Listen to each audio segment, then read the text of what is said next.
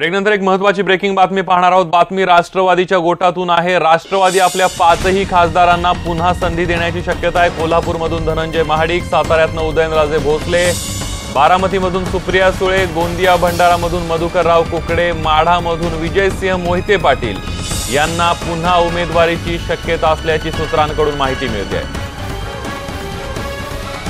आपण बघतोय राष्ट्रवादीच्या 5 संभाव्य उमेदवारांची माहिती मिळते आहे। राष्ट्रवादी आपल्या 5ही खासदारांना पुन्हा संधी देण्याची शक्यता आहे।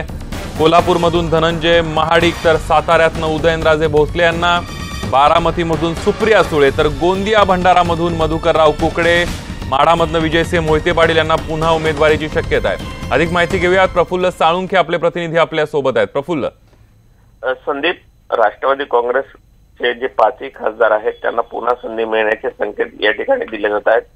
कारण एकूण जी परिस्थिती आहे त्या परिस्थितीनुसार पुन्हा तिथे नव्याने उमेदवारी देऊन वाद निर्माण करण्यापेक्षा त्याच उमेदवारांना संधी दिली जावी ही एक भूमिका जी आहे ती राष्ट्रवादी काँग्रेसमध्ये समोर येताना दिसते आहे।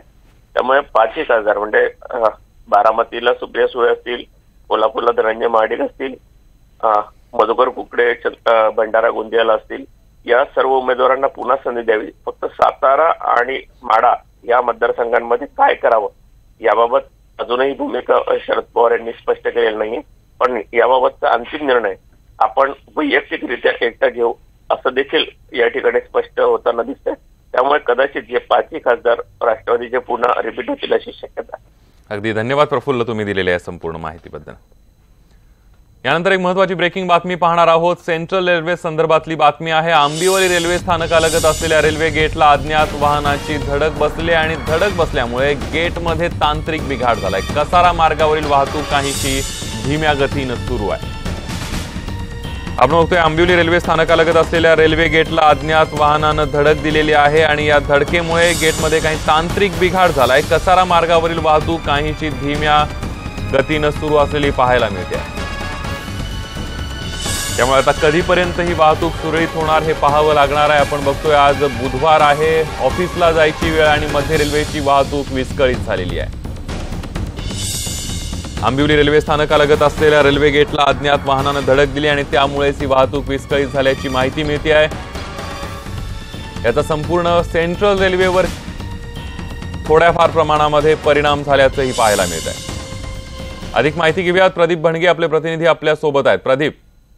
संदीप, जे आंबिवलीचा फाटक आहे या फाटकाला एका ट्रकने धक्का दिला, त्यामुळे त्या वाहनाचे जे सेन्सर आहे या सेन्सरमध्ये बिघाड झाला। त्यामुळे जी ही कसाराकडची जी हे वाहतूक आहे ही वाहतूक 10 ते 15 मिनिटांनी उशिराने धावत आहे। जे कसाराकडून आता मुंबईकडे येणाऱ्या दिशेला जाणारे जे प्रवासी आहेत ह्यांना दरवेळेप्रमाणे आज पुन्हा एक लेटमार्क होण्याचं दिसत आहे। त्याचप्रमाणे जर आपण बघितलं तर कल्याणवरून आणि बदलापूरवरून जाणाऱ्या ज्या रेल्वे ज्या लोकल्स आहेत त्या व्यवस्थित चालू आहेत। मात्र जे कसारा लाईनकडच्या अप आणि डाऊन दोन्ही साईडला ह्याचा फटका पडलेला आहे। संदीप। अगदी धन्यवाद प्रदीप, तुम्ही दिलेल्या संपूर्ण माहितीबद्दल। खासगी शाळा इमारतींची अग्निसुरक्षा विषयक तपासणी करण्याचे आदेश शाळा प्रशासनाला देण्यात आले होते। मात्र मुंबईतील 1103 खासगी शाळांपैकी केवळ 282 शाळांनीच अग्निसुरक्षा विषयक तपासणी केल्याची माहिती समोर येते।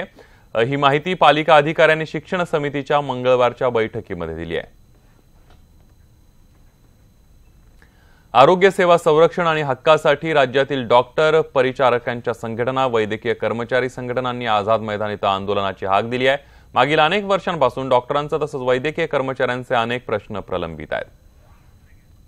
जालन्यामध्ये भीम उत्सवाच्या निमित्तानं आयोजित कार्यक्रमामध्ये पशुसंवर्धन राज्यमंत्री अर्जुन खोतकर यांनी चांगला ताल धरला। त्यांच्यासोबत माजी मंत्री राजेश टोपे होते।